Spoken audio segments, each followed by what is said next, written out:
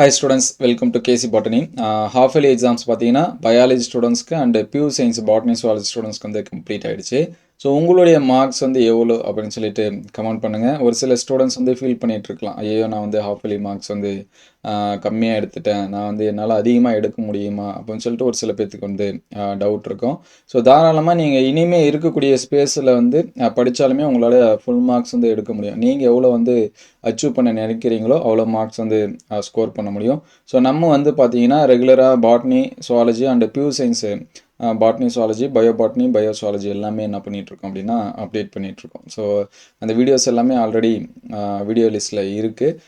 நீங்கள் வந்து ஆஃப் இயர்லியில் எந்தெந்த டாபிக் வந்து சரியாக பண்ணலை, எந்தெந்த கொஷின்ஸ் வந்து பண்ணலை அப்படிங்கிறது வந்து பாருங்கள்.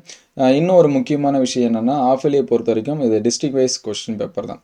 ஸோ ஒவ்வொரு டிஸ்ட்ரிக்ட்லேயும் கொஸ்டினுக்கு வந்து டஃப்பாக இருக்கும். ஒரு சில டிஸ்ட்ரிக்டில் வந்து கொஸ்டின் வந்து பார்த்தீங்கன்னா ரொம்பவே ஈஸியாக இருக்கும். ஸோ அது வந்து டிஸ்ட்ரிக்கு ஏற்ற மாதிரி அந்தந்த ஸ்டூடெண்ட்ஸ் வந்து படிக்கணும். ஒரு சில டிஸ்ட்ரிக்டில் கொஷின் இப்படியும் கேட்பாங்க அப்படிங்கிறத தெரிஞ்சுக்கிறதுக்காக டஃப்பாகவே என்ன பண்ணியிருக்கலாம், கொஷின்ஸ் வந்து கேட்டிருக்கலாம்.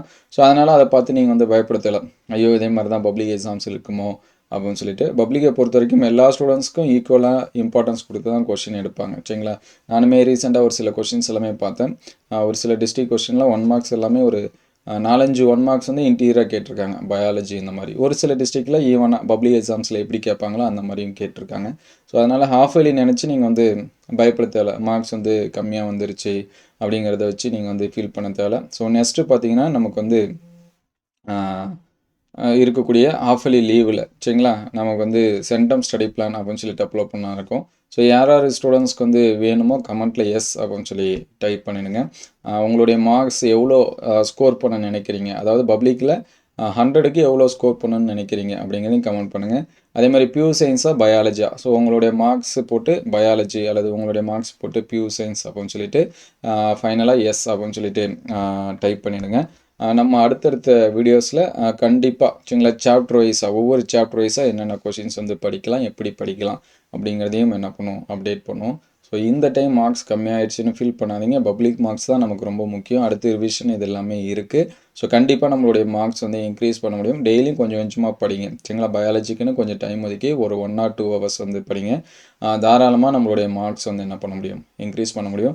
உங்களுக்கு ஏதாவது டவுட்னா கமெண்ட் பண்ணுங்கள், எந்த மாதிரியான கொஷின்ஸ் வந்து படிக்கணும் இதெல்லாமே. ஸோ நெக்ஸ்ட்டு நம்ம பப்ளிக் எக்ஸாம்ஸ்க்கு மோர் இம்பார்ட்டன்ஸ் கொடுத்து டெய்லியும் வந்து என்ன பண்ணுவோம், அப்டேட் பண்ணுவோம். இன்டீரியர் எந்த மாதிரி கொஷின் கேட்பாங்க, கம்பல்சரியில் எந்த மாதிரி கொஷின் கேட்பாங்க அப்படிங்கிறது எல்லாமே என்ன பண்ணுவோம், அப்டேட் பண்ணுவோம். ஸோ அது எல்லாமே வரணும்னு நினச்சிங்கன்னா நம்ம சேனலை சப்ஸ்கிரைப் பண்ணாமல் தான் சப்ஸ்கிரைப் பண்ணுறேங்க. ஒரு லைக் பண்ணிவிடுங்க, சரிங்களா. கமெண்ட்டில் நான் சொன்னதை மறக்காமல் கமெண்ட் பண்ணிடுங்க. Thank you all.